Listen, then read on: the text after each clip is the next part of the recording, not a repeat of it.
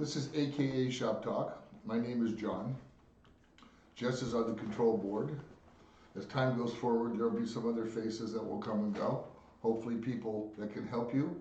What our goal is to provide information and products that you may use for either being a home gardener or a home grower. In our minds, home gardeners are people who grow ornamental plants, fruits, vegetables, tree shrubs, vines, grass, things like that. And the home grower is someone that grows cannabis, and we'd like to be very explicit in the fact that we really are directing this at the person who grows 6 plants or less. Okay? If anybody does more than that, feel free to contact us and we can discuss your permits and legality, okay? Depending on your state. So, again, everything we're really going to try to do is present information that is really geared for the small scale grower, because it seems like they're completely ignored by products, certain companies. You know, they want to go for all the big, okay? So what I do is I own JPW Fertilizer in Orange, California, and I'm here to talk a little bit about that, okay? And what we're going to do after we talk about some products and how they work, specifically again for the cannabis grower at this point, we'll discuss a few tips maybe that and things to think about as we go on. Let me see the page. So let's start with our background. My background is horticulture, not agriculture. I have a degree in environmental horticulture with minors in soil science and agronomy. Okay, agronomy is the growing of food, fodder, or fiber. Okay, so also I've been in the industry most of my life, either installing, designing, consulting, selling, delivering. So, and now I'm doing fertilizer. JPW is a relatively new company that was formed in April. Actually, I've had exposure to the products that I represent pretty much for 15 or 16 years now. Okay, and a couple of 3 previous companies. The products are predominantly used in agricultural settings, but because I'm a horticulturist and the demands of our soils and environment are perfect for these products to actually make plants grow. What we have when we're talking about cannabis is we have basically 5 of the 8 products, okay? And we start with people that want to add to a soil medium of some sort that has a texture to it. I mean, adding anything to like char or anything like that that's rough cut and it's big chunky mess is kind of a very tough scene. It's easier to do that with liquids, I believe. So this is called soil conditioner. It is a granular product. The sizing that we're working on for everybody out there is 10 pounds.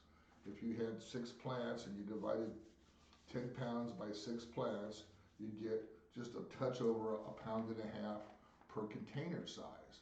If you were growing in 15-gallon plants, this would still be a sufficient amount of additive. You can add more than what we're saying, and it might even produce a better result, but there gets to be a point where it's redundant and it's just like throwing money away, okay? The soil conditioner is a 000 product. That means there is no reportable nitrogen, phosphorus, or potassium. But in the product itself, which is just a mined shale ore product that's reconstituted, there's everything a plant needs to grow. Okay, not just NPK and then some of the micros and macros. There's also many, many things to help, like enzymes, proteins, etc. But there's also stable carbon. And stable carbon is the building block for a good soil microbiology, especially if you're growing here in western soils. Eastern soils, it's different. They have rainfall, they have microbiology activity. We have very limited natural biological activity in our soils due to types of soils and again, moisture content. So the soil conditioner not only can feed your plant in very minute amounts, not these high doses of fertilizer, improve your soil and improve the environment it's put into. Along with having the stable carbon, constitute of the granular products and many of the other products is humic acid, okay? Humic acid is a naturally occurring substance from the degradation of plant material, okay? That might sound complicated, but everything that dies rots, okay?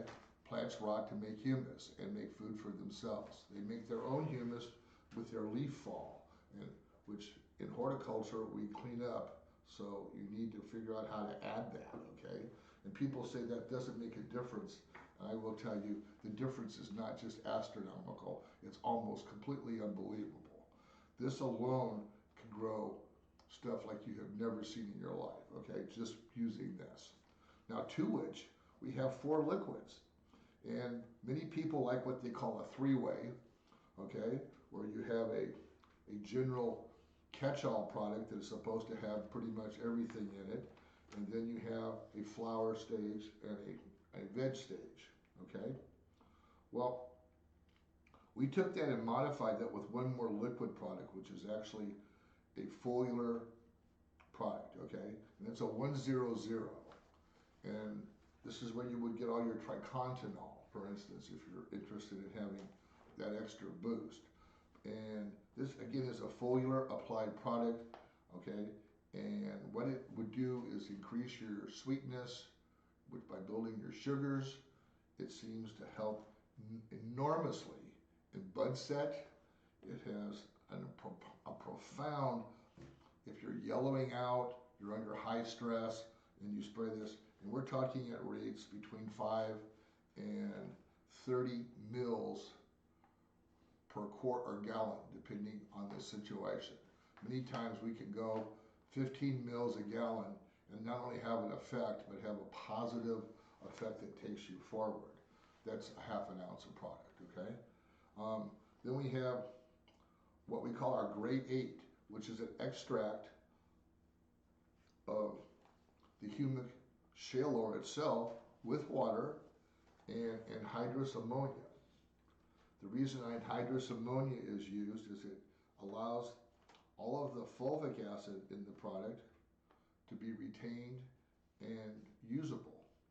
Fulvic acid in California is not recognized as a fertilizer or a fertilizer additive or really recognized at all. So you won't see that on any California labels and very few other state labels. They're having a really hard time with this because its chemical ability to be positive and negative really stumps the conventional world, and they don't like that. That means, in other words, you can make things go into your system better, and then you can take things and make them come out of your system, like free radical. That really puts the medical association on its ear. They don't like that, okay? This bites into all of their chemical drugs that they don't like. Again, this is a naturally occurring part of the humic acid, okay? Man can't make that. So the grade 8 is like your catch-all, and sea kelp is added to that at 1%. So you get a complete micronutrient, macro, you get a 100. You're thinking, okay, that's nothing. But what it also does is act as an incredible growth stimulator. And typically on cannos, we're talking a couple of times a week, 15 mils a gallon. You can use it as a drench, which is really effective. It is not a foliar applied product. For our foliar and our flowering, we have 2 products. What we call tree and shrub, which again is a horticultural name, it's a 5-10-10. That's an incredible green up, okay? Again, and the crop thruster, the tree and shrub, and what we call our emerald green, our 848, are true foliar products. When you spray them on, they go into the leaf, into the stems, they go through it, they go through all the cells, they can translocate readily, and they can carry immobile anions and cations, like calcium or chlorine, are 2 examples, and they can make them mobile, okay? Chlorine is actually immobile, I'm just using it as an anion example, okay? So the tree and shrub being 5, 10, 10 is your green. You can apply this foliar, or you can also use it as a drench. We recommend the foliar, and we recommend you get a nice good quart spray bottle. Again, you only got 6 plants, and you put about 5 to 10 mils in, and if you want to add the crop thruster at the same time, that would be highly recommended. And again, 5 to 10 mils per quart. And you go out twice a week and you lightly mist your plants. You do not have to drench them. You just have to get a mist on them, okay? Look, again, and notice I'm gearing this at outdoor at this point. That is a specific reason, because that's what I'm going to go into next. And then we'll talk about indoor, okay? But that's why I keep saying outside, if you're wondering. Then there's the emerald green, which is the 848, which is an unbelievable for your flower stage, okay? So I would have liked to maybe had the phosphorus a little bit up, but you've got enough phosphorus in the plant from the tree and shrub alone, where this is just a good way to give it a little booster. And again, this is another foliar product, and at these low rates, these 5 to 10 mil per quart rate, okay, sprayed on the plant. To recap quickly, the Gray 8 is a soil applied product. It doesn't mean you can't spray it like on turf or shrubs or bushes, and it washes into the soil and does its good thing. But it's really designed to be soil applied, over the top. The other 3 liquids again are true foliars, and the 5th product, the soil conditioner, is for your granular needs or your additives to whatever kind of soil mixes you're thinking about. Now, I've kind of nutshelled that in a way, but I think you get an idea, okay, that a little bit different type of product. They originate from a different source, and I have to be very honest, with all of the experience that I have participating with growers and growing other things other than cannabis, I have never seen any type of fertilizer or plant stimulant that can do what these products do in terms of increasing size, quality, quantity, and most importantly, plant health and vigor, which is probably the most important, because what everybody seems to forget about, even though this is trying to be an annual situation with cannabis, is the fact that the more vigorous and healthy you can make that plant, not only the better production you will have, but the less problems you'll have with disease and pests.